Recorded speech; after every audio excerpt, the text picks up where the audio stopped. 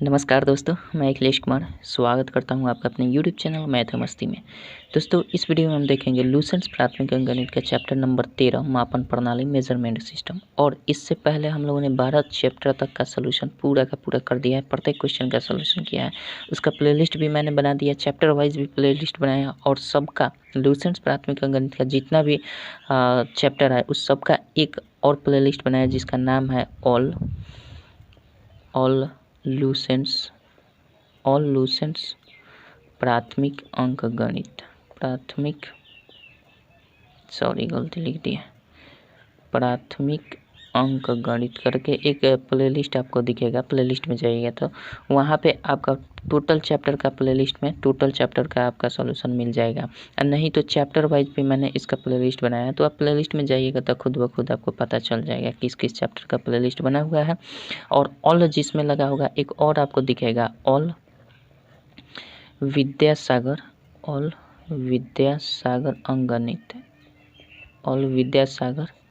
अंकगणित नाम करके भी प्लेलिस्ट दिखेगा आपको। तो विद्यासागर अगर अंकगणित से आप वाकिफ है, परिचित हैं, तो उसका भी मैंने सोल्यूशन ऑलरेडी पहले से ही कर चुका हूँ, जिसमें 92 वीडियो होगा। ठीक है, अभी तो ये अनगोइंग है, मतलब ये चल रहा है, तो इसमें 12 चैप्टर तक का सोल्यूशन मैंने कर दिया है।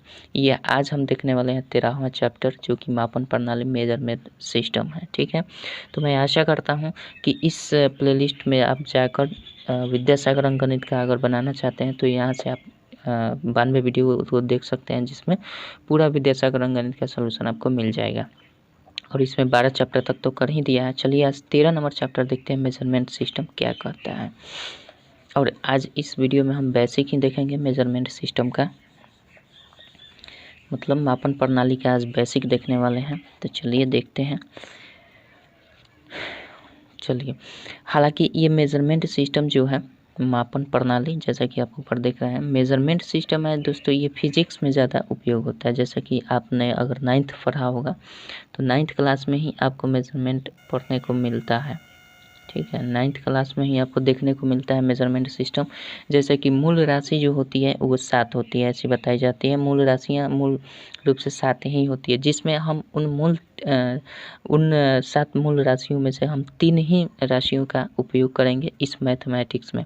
हालांकि इस राशियों का प्रयोग करना और इस मापन प्रणाली में कई तरह के मापन प्रणाली सिस्टम है।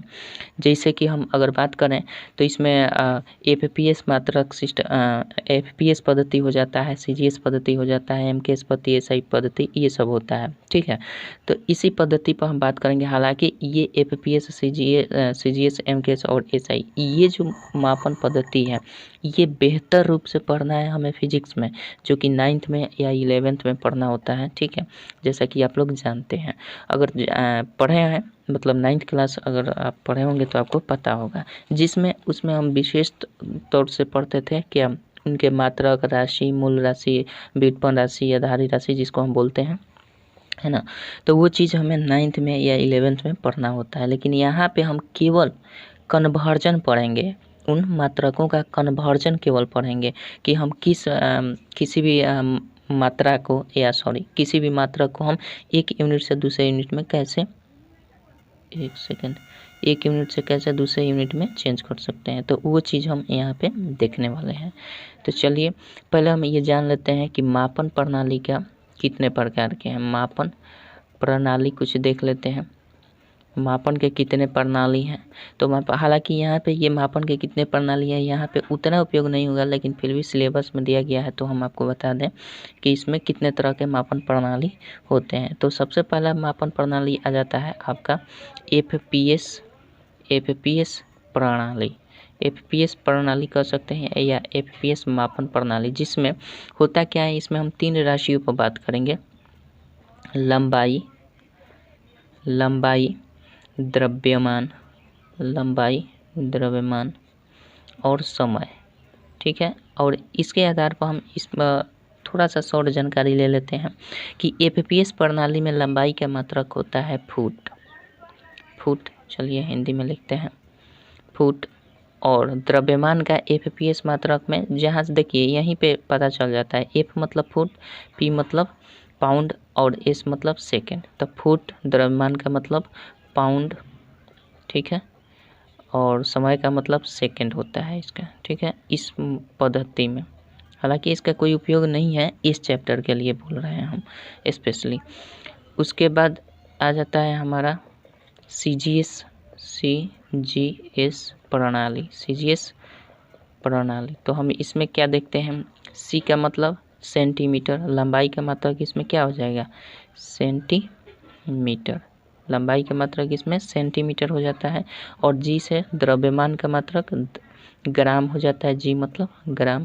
तो यहाँ पे हम लिख देते हैं द्रव्यमान का मात्रक ग्राम। और एस का मतलब सब में सेकेंड ही होगा, एस का मतलब सेकेंड, कोई दिक्कत नहीं है।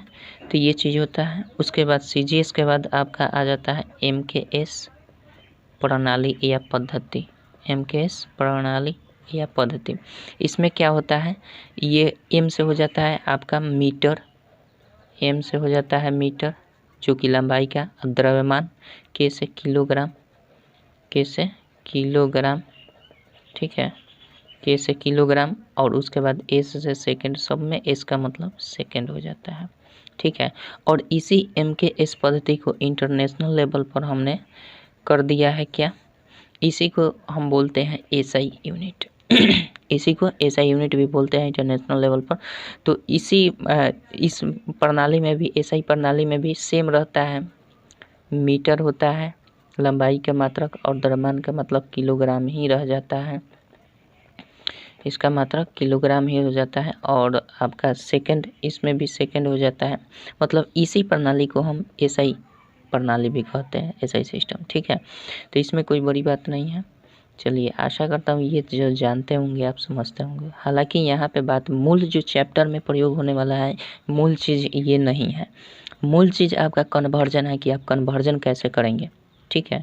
और इसमें हम, जैसे आप जानते हैं कि मूल राशि मात्र 7 ही होती है। मूल राशि जो होती है वो फिजिक्स में आपने पढ़ा होगा, मूल राशियों की संख्या कितनी है, 7 है, जिसमें हम 3 ही राशियों पर बात करेंगे, 3 राशि पर, 3 मात्रक पर बात करेंगे इस चैप्टर के लिए। इसमें जितना भी स्टैंडर्ड दिया गया है, इसमें हम मात्र 3 मात्रक पर ही बात करेंगे। चलिए, वो कौन कौन से मात्रक हैं, और फिर उससे संबंधित हम उन मात्रकों का कन्वर्जन कैसे करते हैं, कन्वर्ट एक मात्रक से दूसरे मात्रक में कन्वर्ट कैसे करते हैं, तो ये इस चीज़ को हम सीखेंगे। तो चलिए देखते हैं।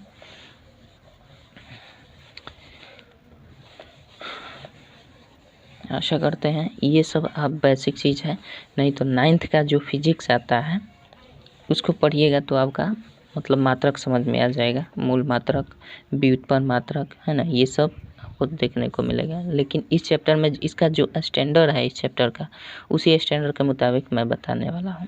तो देखिए, सबसे पहले हम मूल मात्रक में जैसे होता है, अब हम आपको बता रहे हैं कि कन्वर्जन कैसे करते हैं। जैसे हम आपको कह दें कि आप बताइए कि 2 हेक्टेयर में कितना सेंटीमीटर होता है, आपको हम कह दें 2 हेक्टेयर में बताइए, 2 हेक्टेयर में कितना, पता नहीं इंग्लिश सही लिख रहा है कि नहीं, चलिए हिंदी में लिख देता है।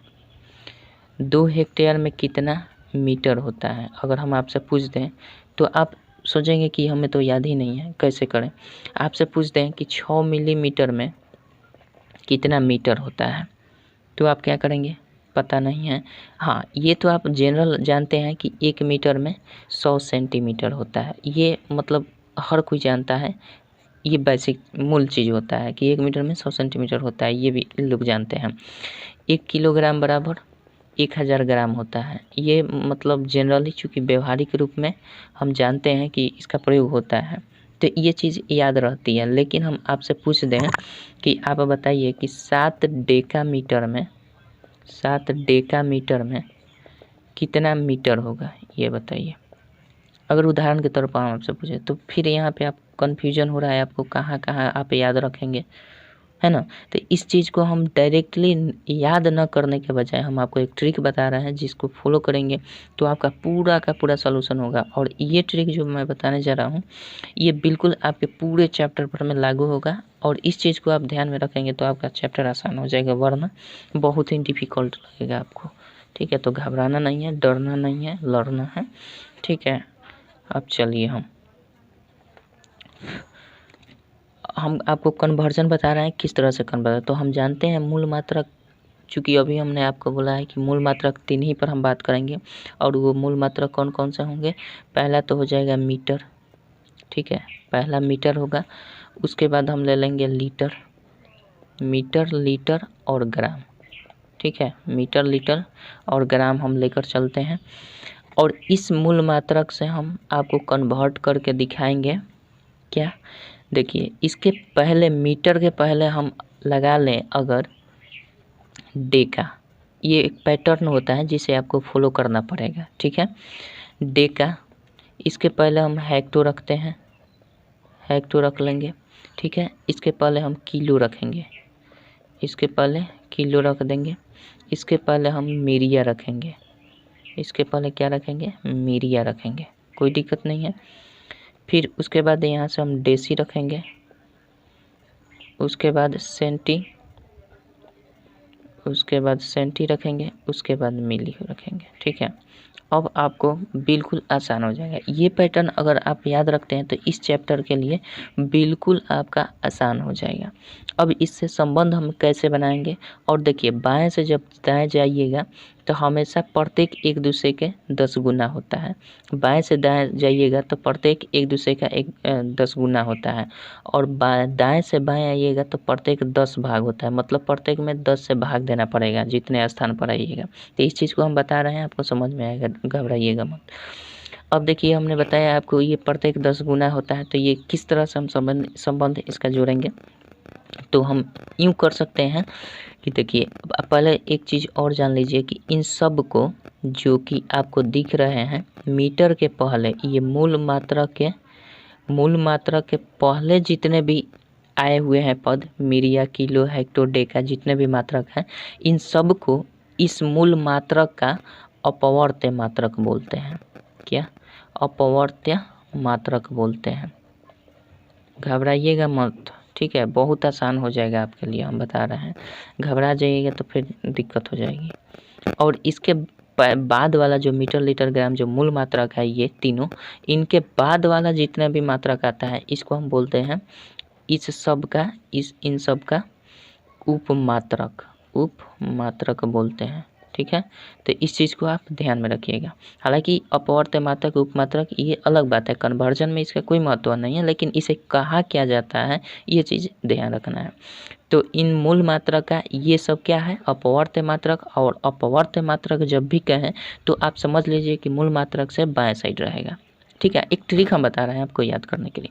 और उसके बाद मूल मात्रक से दाएं साइड जितने भी पद आएंगे, जितने भी मात्रक आएंगे, डेसी, सेंटी, मिली, इनको हम बोलते हैं उपमात्रक, ठीक है। अब रह गई बात कि हमने आपसे अगर पूछ दिए कि 1 किलोग्राम बराबर कितना ग्राम होता है, ठीक है, 1 किलोग्राम बराबर कितना ग्राम होता है। अब देखिए कन्वर्ट कैसे होता है, इस चीज़ को समझिएगा।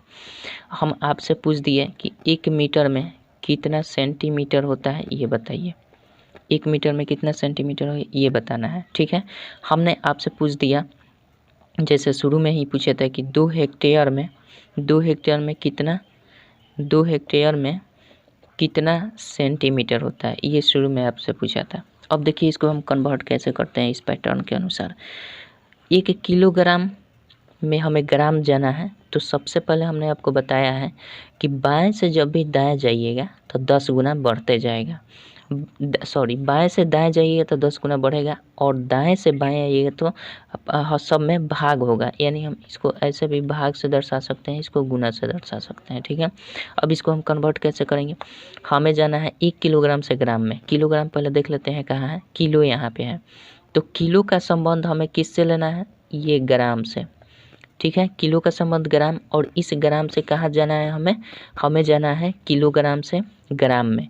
तो यहाँ से यहाँ जाना है, तो कितने पद इसके बाद है, इसको छोड़कर 1 2 3 है ना, और हम जा किधर रहे हैं, किलो से दाएं तरफ, मतलब बाएं से दाएं तरफ जा रहा है। तो हमें करना क्या पड़ेगा, 1 किलोग्राम बराबर लिखेंगे 1 पर, अगर 1 किलोग्राम का रहा है तो 1 यहाँ पे लिख देंगे, और उसके बाद जितने स्थान आगे गए हैं, तो किलो से ग्राम तक आए हैं तो 1 2 3, मूल मात्रक तक पहुँचने में हमें तक जाना पड़ेगा। तो 1 2 3 यानी यहाँ ग्राम आ रहा है तो 1 2 3 तो हम 3 0 बैठा देंगे, ये हमारा हो जाएगा ग्राम। ठीक है।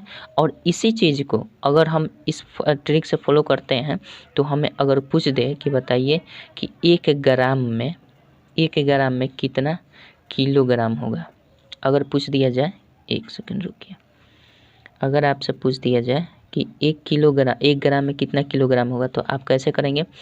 चुपचाप लिखेंगे 1 ग्राम बराबर 1 किलोग्राम करना है ना, तो ग्राम यहाँ पे है और जाना कहाँ पे है? किलोग्राम तक। ग्राम यहाँ है, किलोग्राम जाना है। अब की बार दाएं से बाएं जा रहा है, तो दाएं से बाएं कहाँ मूल मात्रा की ये है, तो 1 2 3 स्थान तक गए, तो 3 स्थान के लिए 3 0 हम बैठा देंगे। लेकिन इसको बैठाने का तरीका क्या है? ये एक उसी तरह रह जाएगा और नीचे हम बैठाएंगे, यानी 3 0 से भाग कर देंगे। ठीक है। उल्टा जब दाएं से बाएं आएंगे तो इसको नीचे लिखेंगे, भाग के रूप में करेंगे, और बाएं से दाएं जाएंगे तो हम उसे गुना के रूप में करेंगे। जैसे यहाँ पे हमने 1 लिखकर 3 0 बैठा दिया, गुना कर दिया, लेकिन यहाँ उल्टा आ रहे थे, दाएं से बाएं आ रहे थे, तो हमने क्या किया? उतना से भाग कर दिया। तो इस तरह से हमारा कन्वर्जन हो जाता है, चेंज ग्राम से किलोग्राम में, किलोग्राम से ग्राम में। ठीक है, उदाहरण के तौर पर था।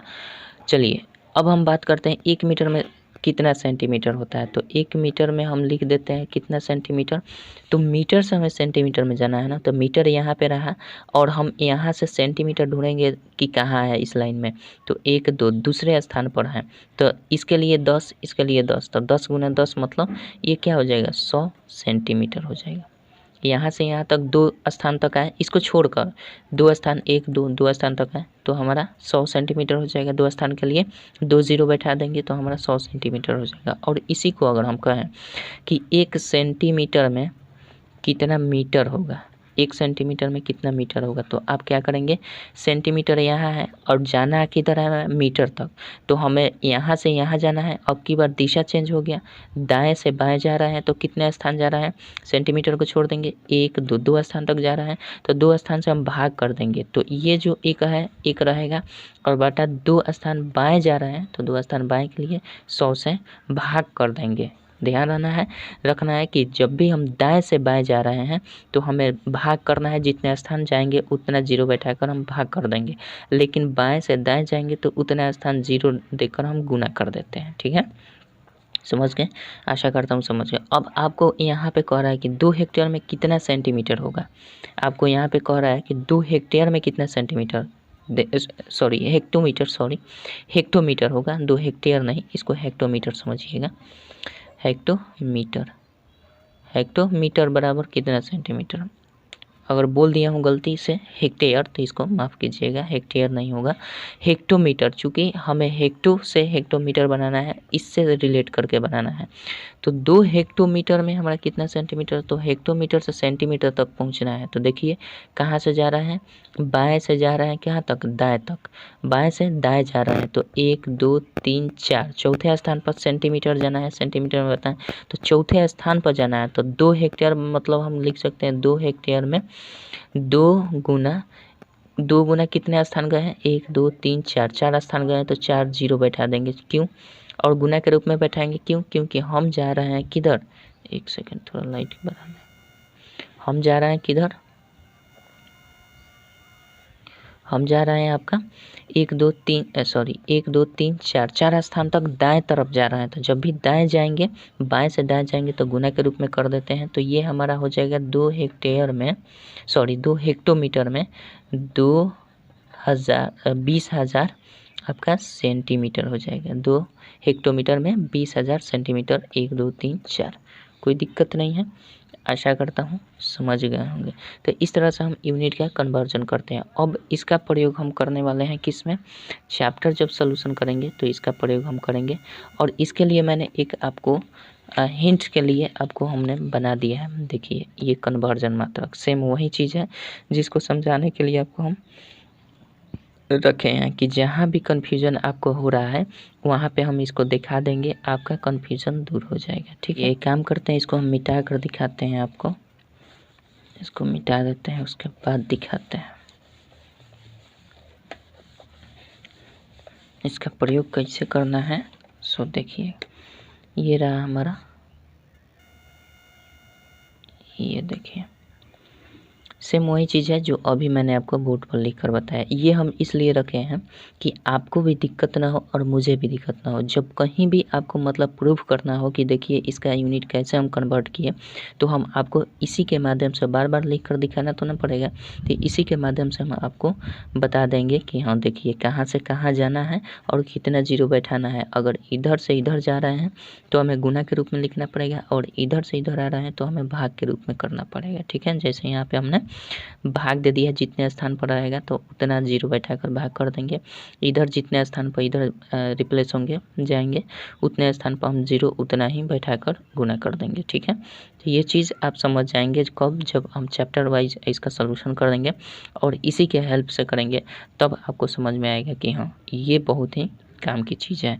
तो हो सकता है कि अभी थोड़ा सा आपको बोरिंग लग रहा हो, क्योंकि थोड़ा सा डिफ़िकल्ट चैप्टर होता है। डिफ़िकल्ट होता नहीं है, लेकिन थोड़ा सा ट्रिक ना हो, दिमाग ना हो तो ये डिफ़िकल्ट बन जाता है। तो इसका हम प्रयोग आपको बता रहे हैं तुरंत। तो चलिए पहले इसके अतिरिक्त और भी कुछ चीज़ें हैं जिसे आपको याद रखना पड़ेगा, इस चैप्टर में सहायक होगा वो चीज़। तो चलिए हम उस चीज़ को भी आपको उस चीज़ से भी वाकिफ़ करा देते हैं। और देखिए यहाँ इसमें और चीज़ है कि जैसे ये मीडिया हो गया ना, तो इतना यूनिट के लिए आपको यहाँ पे मीडिया जो है इतना यूनिट के लिए सबसे ये बड़ा मात्रक हो जाएगा, सबसे बड़ा मात्रक, सबसे बड़ा मात्रक ये हो जाएगा। और इसमें ये जो होगा सबसे छोटा मात्रक होगा, सबसे छोटा मात्रक होगा। ये चीज़ ध्यान में रखना है। इसमें मीडिया kilo hecto deca metre deci centimetre, इसमें सबसे बड़ा मात्रक मीडिया हो जाएगा और सबसे छोटा मात्रक क्या होगा, मिलीलीटर हो जाएगा। ठीक है, मिलीमीटर चाहे मिलीमीटर चाहे जो भी हो जाए मिली। ठीक है, यहाँ अब इसके साथ संबंध कैसे होता है, myriametre, myrialitre, myriagram, kilometre, kilolitre, kilogram, hectometre, hectolitre, hectogram, decametre, decalitre, decagram, इस तरह से होगा। उसी तरह से decimetre, decilitre, decigram, centimetre, centilitre, centigram, millimetre, millilitre, milligram, इस तरह से संबंध हमारा देखने को मिलेंगे। ठीक है, तो इस चीज़ को आप ध्यान में रखिएगा। सबसे बड़ा मात्रक जो है मीडिया होता है, सबसे छोटा मात्रक मिली होगा यहाँ के लिए। ठीक है, तो चलिए अब हम आगे कुछ और चीज़ इम्पोर्टेंट है जो आपको याद करना पड़ेगा, उससे हम देख लेते हैं। तो सबसे पहले आपको एक चीज़ और ध्यान में रखना पड़ेगा, जैसे आपको दिया रहेगा फ़ारेनहाइट में माप। ठीक है, इसको भी कन्वर्ट करना होता है तो इसका भी प्रयोग होगा। तो दिया रहेगा आपको फ़ारेनहाइट में, चेंज करना होगा डिग्री सेल्सियस में। तब उसके लिए हम क्या करेंगे, उसके लिए फार्मूला होता है, अगर डिग्री फ़ारेनहाइट से डिग्री सेल्सियस में चेंज करना है तो सिंपल लिखिएगा डिग्री सेल्सियस बराबर आपका F-32, मतलब फ़ारेनहाइट जितना डिग्री फ़ारेनहाइट दिया होगा उसमें से घटा देंगे 32, गुना कर देंगे 5 से और बट्टा में कर देंगे 9। इससे हमारा डिग्री सेल्सियस निकल जाएगा, फ़ारेनहाइट ताप से निकल जाएगा डिग्री सेल्सियस में। इसका प्रयोग होने वाला है इसलिए आपको बता रहे हैं, इसको ध्यान में रखिएगा। उसके बाद अगर डिग्री सेल्सियस से आपको दे दें, डिग्री सेल्सियस से कन्वर्ट करने के लिए डिग्री फ़ारेनहाइट में दे दें, तब आपको क्या करना है, डिग्री फ़ारेनहाइट बराबर लिखना है 9 गुने C, डिग्री C, अब बट्टा हम लिख देंगे 5 और प्लस 32 कर देंगे। आपका आंसर इतना से आ जाएगा, डिग्री फ़ारेनहाइट में चेंज हो जाएगा डिग्री सेल्सियस से।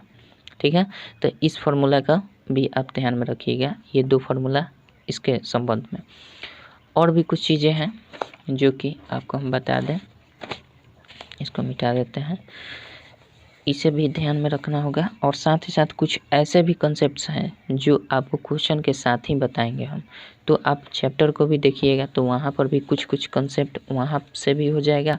और जितना संभव होता है, जितना मुझे लगता है कि यहाँ बता देना चाहिए उतना मैं यहाँ पे बता दे रहा हूँ। तो देखिए इसके कुछ अन्य जो है कुछ अन्य मापन को भी ध्यान में रखना है। कुछ अन्य मापन जैसे कि आपको कह दे कि 1 हेक्टेयर बराबर 1 हेक्टेयर अभी रहने देते हैं, टाइम से शुरू करते हैं। जैसे मान लेते हैं कि 1 घंटा बराबर कितना होता है। 1 घंटा बराबर जानते हैं आप 60 मिनट होता है, ठीक है। 1 घंटा बराबर 60 मिनट होता है और 60 मिनट में कितना सेकंड होता है, 3600 सेकंड होता है, 3600 सेकंड। ये चीज़ आप ध्यान में रखिएगा, इसका प्रयोग होने वाला है आपके चैप्टर में, तो इस चीज़ को ध्यान रखिएगा। उसके बाद अगर हम बात करें इससे संबंध में, टाइम वाला से संबंध में, ये एक चीज़ याद रखिएगा। उसके बाद अब मान लेते हैं एरिया के संबंध में जाएं तो एक लगी जो होता है इसको याद रखिएगा। एक लगी स्क्वायर बराबर होता है 1 धूर। एक लगी स्क्वायर बराबर कितना होता है, 1 धूर। तो अगर हम 20 लगी स्क्वायर बराबर निकालें तो 20 धूर ही हो जाएगा। और आप जानते हैं कि 20 धूर में कितना होता है, 20 धूर बराबर 1 कट्ठा होता है, 20 धूर बराबर 1 कट्ठा होता है।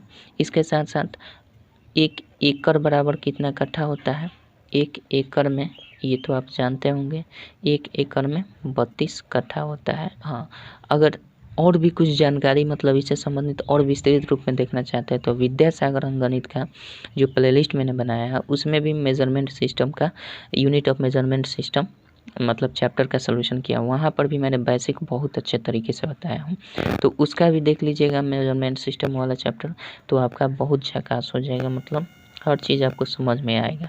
और यहाँ पर भी देख रहे हैं तो यहाँ पर भी समझ में आएगा, लेकिन यहाँ पे मैंने कुछ बेसिक छोड़े हैं जो कि आपको चैप्टर में क्वेश्चन के साथ आपको बताऊँगा, ठीक है। चलिए अब बात करते हैं एक कट्ठा में कितना वर्ग फीट होता है, तो 1361.25 वर्ग फीट होता है। ये सबका प्रयोग होने वाला है चैप्टर में, इसलिए आपको यही चीज़ केवल बता रहा हूँ, एक्स्ट्रा कुछ नहीं बता रहा हूँ। 1 हेक्टेयर अगर पूछते 1 हेक्टेयर में कितना वर्ग मीटर होता है तो आपको लिखना है 10,000 वर्ग मीटर होता है, ठीक है। 1 हेक्टेयर में 10,000 वर्ग मीटर होता है। आइए और कुछ जान लेते हैं। अगर आपको पूछते एक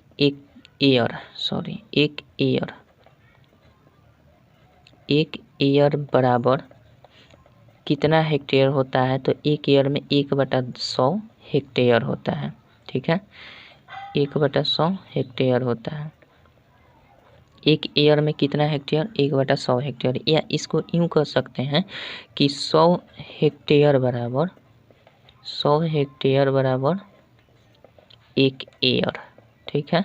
ये समझ सकते हैं, 100 हेक्टेयर बराबर 1 एयर हो सकता है, ठीक है। इसको यहाँ गुना कर देंगे तो 100 एयर हो जाएगा, तो 100 एयर बराबर 1 हेक्टेयर, सॉरी यहाँ गलती संबंध बना दिए, यहाँ से 1 हेक्टेयर बराबर ये 100 एयर हो जाएगा, 100 एयर हो जाएगा, ठीक है। तो इसको भी ध्यान में रखना है चूँकि इसका प्रयोग होने वाला है। चलिए इसके साथ साथ और चीज़ देख लीजिए, जितना इम्पोर्टेंट है वो चीज़ मैं आपको लिखवा दे रहा हूँ। 1 मील बराबर, हालांकि ये सब चीज़ आपके बुक में दिया भी होगा, लेकिन कुछ मेरा तरीका कुछ अलग है, मैं वही चीज़ लिखा रहा हूँ जो कि आपका लाइन बाय लाइन आपके चैप्टर में प्रयोग होगा। 1 मील बराबर आपका 5280 फीट होता है, ये ध्यान में रखिएगा। आइए 1760 गज बराबर 1760 गज बराबर 1 मील होता है, ठीक है। इसके बाद 1 मीटर बराबर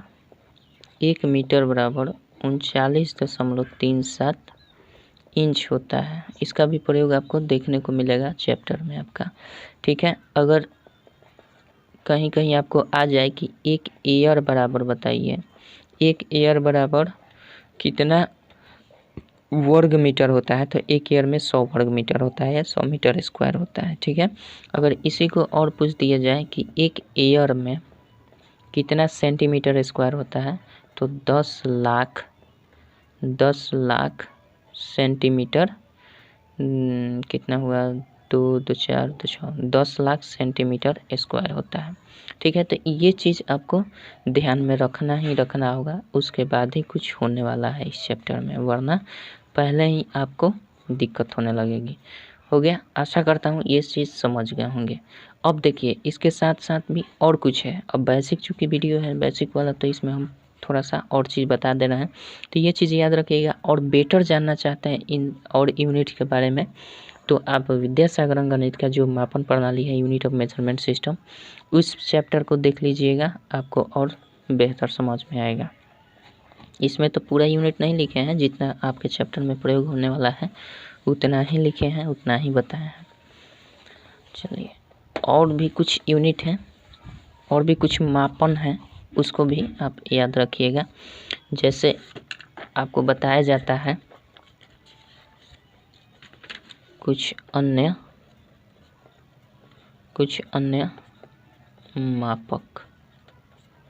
मापक, जैसे कि आप जानते हैं कि 1 दर्जन में कितना होता है, जो ये आपके बुक में दिया गया है हूबहू मैं वही चीज़ बता रहा हूँ। 1 दर्जन में कितना पीस होता है? 12 पीस होता है। 1 दर्जन में कितना पीस? 12 पीस होता है। समझते हैं? 12 पीस कहिए या 12 इकाई भी कह सकते हैं। 12 पीस या 12 इकाई, सही नहीं दिख रहा है क्या? 1 दर्जन में 12 पीस या 12 इकाई होता है, ये समझ रहे हैं। उसके बाद आ जाता है आपका 1 रीम, जो सेम आपके बुक में दिया है वही चीज़ मैं लिख रहा हूँ। 1 रीम बराबर 20 जीस्ता होता है। ठीक है, 1 रीम बराबर कितना? 20 जीस्ता होता है। चलिए, 1 फीट बराबर क्या होता है? 1 फीट बराबर 12 इंच होता है, ये तो सब कोई जानता है। 1 फीट में 12 इंच होता है। 1 मील में कितना गज होता है? 1760, जो कि अभी भी मैंने पीछे लिखवाए हैं, 1760 गज होता है। चलिए, और भी है 1 ग्रॉस बराबर क्या होता है? यहाँ ग्रूस लिखा है, कहीं कहीं ग्रॉस भी रहता है, ग्रॉस ही होता है, ग्रूस नहीं होता है। हो भी सकता है, इतना तो लिखने का, ग्रॉस कोई बोलता है, कोई ग्रूस बोल देता है, इससे कोई बड़ी बात नहीं है। 1 ग्रॉस में 12 दर्जन होते हैं, यानी 12 दर्जन को हम 1 ग्रॉस बोलते हैं। ठीक है, और 1 जीस्ता में कितना होता है? 1 जीस्ता में 24 ताव होता है, या शीट भी बोल सकते हैं। 24 शीट या 24 ताव भी बोल सकते हैं। ठीक है, आगे बढ़ते हैं। 1 गज में कितना फीट होता है? 1 गज में 3 फीट होता है, ये तो जानते ही होंगे। 1 गज में 3 फीट होता है। 1 एकड़ में कितना वर्ग गज होता है? तो 4840 वर्ग गज होता है। ठीक है, 4840 वर्ग गज होता है। बस इतना ही है इसके कॉन्सेप्ट्स में, और इतना चीज़ अगर आप याद रखते हैं तो समझिए कि पूरा चैप्टर आपका समाप्त हो गया। अब रह गई बात, कुछ बेसिक चीज़ें हैं और भी, जो कि आपको चैप्टर के साथ हम बताएंगे तो आपको बेटर रहेगा, मुझे जहाँ तक लगता है। तो इसलिए इस वीडियो में बस इतना ही रहने देते हैं बेसिक, और उसके साथ हम अगले वीडियो से हम शुरू करने वाले हैं, आपका चैप्टर का सॉल्यूशन करेंगे। तो वहाँ पे हम भी आपको जहाँ भी बेसिक चीज़ लगेगा वहाँ पे मैं बेसिक आपको बताते हुए उस क्वेश्चन का सॉल्यूशन देने वाला हूँ। तो चलिए, मिलते हैं अगले वीडियो में, तब तक के लिए जय हिंद, जय भारत।